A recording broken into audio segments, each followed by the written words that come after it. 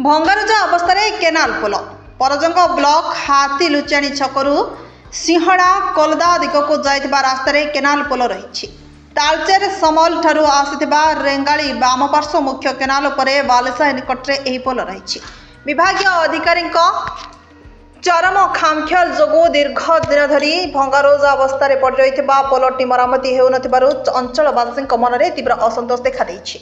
कारण हाथीलुचाणी छक एनएच 53 रु जाइथिबा रास्ता रे दुईटी पंचायतवासी यह हेउछि एकमात्र विकल्प रास्ता। अंचल विभिन्न गाँव लोक मैंने यही रास्ता रे विभिन्न दिग को यातायात करुवा बेले स्कूल कॉलेज छात्र छात्री विभिन्न सरकारी बेसरकारी कार्यालय कर्मचारी छोट बड़ जानवाहन समेत अन्य जनसाधारण यही भंगारुजा पोल उपरे चलप्रचल करुछन्ति।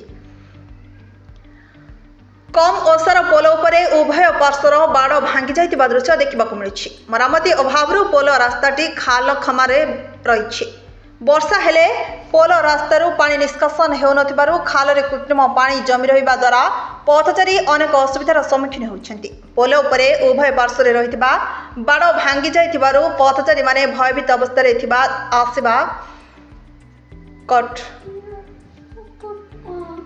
पोल उपरे उभय पार्श्वरे रहितिबा बाड़ भांगी जाइतिबारु पथचारी माने भयभीत अवस्था जिबा आसीबा करुछन्ति। कोनोसी मुहूर्त अघटन घटिले पोल तले जाइतिबा गभीर केनाल भितर पड़िबा एक प्रकार थय विपदपूर्ण अवस्था रहितिबा पोलटी कोनोसी मुहूर्त विपदर आशंका को एड़ाई दे जाई न पारे। भंगारुजा अवस्था पड़ रही केनाल पोल मरामती प्रति कहीं विभागीय अधिकारी एपरी दृश्य को देखि न देखा भली चुप रही साधारण प्रश्नवाची सृष्टि करिछि। जहाँफल यातायात करुवा पथचारी केनाल पोलटी विपद बंधु साजिछि। तुरंत केनाल पोलटी मरामती करने विभागीय अधिकारी दृष्टि आकर्षण करिसेंति। नचेत आगामी दिन में अंचलवासी आंदोलनात्मक पंथा ग्रहण करेंगे बोली चेतावनी दैछन्ति। ढेंकानाल जिला परजंग ब्लॉक रू निर्मल गटनायक को रिपोर्ट नाउ ओडिशा न्यूज।